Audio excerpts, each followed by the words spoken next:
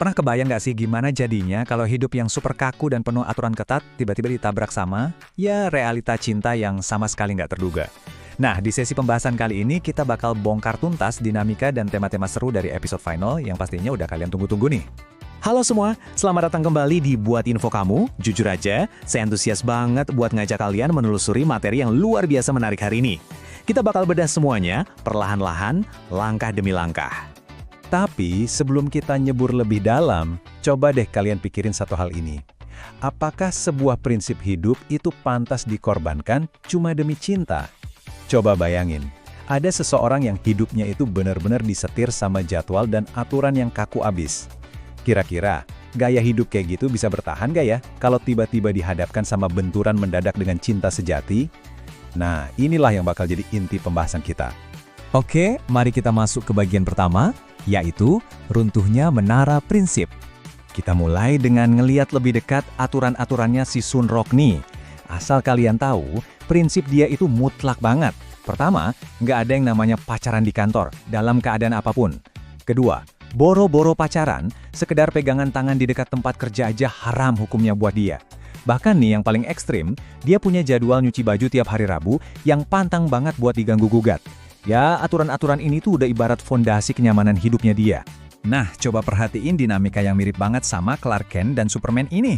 Kalau lagi di kantor, dia berubah jadi editor yang super kaku, profesional, dan rapi banget. Tapi coba tebak, kalau di rumah, dia justru berubah jadi cowok nerd yang asyik, suka main game, dan ngoleksi superhero. Kontras yang jomplang banget antara persona kerja yang kaku dan kehidupan rumahnya yang hangat, inilah yang bikin karakternya bener-bener menarik buat kita kulik. Lanjut ke bagian selanjutnya nih, soal perang sel di dalam kepala. Kenalin, ini dia sel nakal atau Nori selnya Sun Rock. Siapa sangka coba, sel batin yang satu ini ternyata ukurannya gede banget dan punya wibawa yang luar biasa di dalam kepalanya. Nah, sel inilah yang secara mengejutkan jadi semacam katalis. Dia yang dorong Sun Rock buat ngelanggar aturan anti sentuhannya sendiri cuma demi sebuah ciuman di akhir pekan. Dan ujung-ujungnya, ya, ini yang mempercepat eskalasi hubungan rahasia mereka berdua. Sekarang, coba kita perhatiin peran dari sel jenderal. Sel yang satu ini tuh udah bertugas jaga menara prinsip Sun Rock selama bertahun-tahun lamanya. Tapi, yang bikin greget adalah waktu pertahanan dia akhirnya runtuh karena cinta, kesetiaan sel ini tuh nggak ikutan hilang loh. Dia cuma ngubah misi utamanya aja. Dari yang tadinya mati-matian ngelindungin aturan kaku, sekarang malah berubah jadi 100% ngelindungin Yumi. Keren banget kan? Berikutnya, kita bakal masuk ke bayang-bayang masa lalu Yumi. Kalau kita bandingin garis waktunya, sebenarnya ini udah ngejelasin semuanya sih. Dulu banget Yumi pernah nyinggung soal pernikahan sama Uwong setelah 9 bulan pacaran, tapi nggak ada respons. Terus sama Babi setelah nunggu 16 bulan, lamarannya malah batal. Nah sekarang, sama Sun Rock, lamaran itu datang bahkan nggak sampai 1 bulan. Dari sejarah kelam ini aja kita udah bisa maklum banget kan, kenapa Yumi ngerasa cemas parah. Di dalam kepalanya Yumi, lagi ada benturan yang super kacau antara logika dan emosi.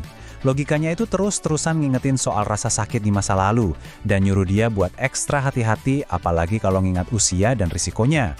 Tapi di sisi lain, emosinya jelas ngelihat betapa bedanya Sun Rock dari semua orang di masa lalunya.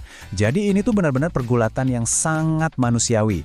Gimana caranya menyeimbangkan antara trauma masa lalu dengan kepastian yang udah jelas-jelas ada di depan mata. Sekarang kita sampai ke puncaknya nih, kejutan lamaran yang super cepat. Angka 1, bayangin cuma butuh waktu kurang dari 1 bulan pacaran, tiba-tiba sebuah cincin berlian soliter muncul gitu aja di depan mata. Sumpah, pergerakan ini tuh saking mengejutkan dan cepatnya, sampai-sampai sel logika, sel emosi, dan bahkan sel lapar di dalam diri Yumi itu mendadak terdiam 1000 bahasa saking kagetnya. Terus kalian mungkin mikir, kok bisa sih si Sun Rock seyakin itu? Sebenarnya, jawabannya simpel banget. Dia belum pernah ngerasain emosi sedahsyat ini seumur hidupnya. Semua dinding pertahanan yang udah dia bangun capek-capek tuh beneran runtuh. Dan justru itu yang ngasih dia kejelasan yang absolut. Jadi buat dia, ini bukan soal ketergesa-gesaan ya. Ini adalah arah hidup baru yang udah bener-bener pasti. Dan akhirnya, mari kita lihat bagaimana akhir kisah ini dan reaksi dari para penonton.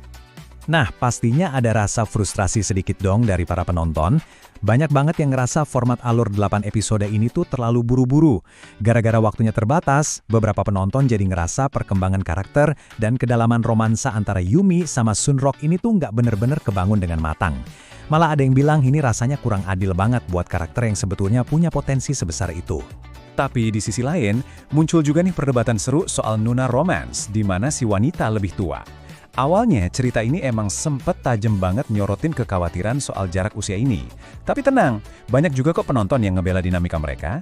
Mereka ngasih argumen yang kuat banget. Beda usia 6 tahun tuh sebetulnya bukan masalah besar. Coba deh, posisinya dibalik. Si pria yang 6 tahun lebih tua. Pasti isu tersebut nggak bakal pernah dipermasalahkan kan?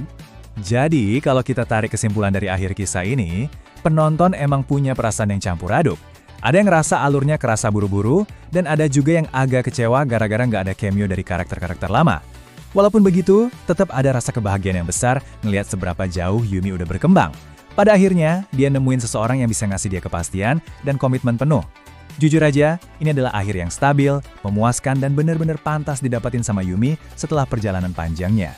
Dan hal ini ngebawa kita balik lagi ke pertanyaan awal tadi. Setelah kita menganalisis bareng-bareng gimana menara prinsip yang super kaku aja bisa ancur lebur dan malah berubah wujud jadi dorongan kuat buat ngelindungin orang tersayang, sekarang apa pendapat kalian? Apakah ngorbanin aturan dan prinsip hidup yang udah lama dibangun itu beneran sepadan kalau kita ketemu sama orang yang tepat? Ini pemikiran provokatif yang membuktikan kalau terkadang kehilangan kendali justru jadi cara terbaik buat kita nemuin arah yang bener. Terima kasih sudah menyimak sampai akhir. Jangan lupa like, komen, dan subscribe.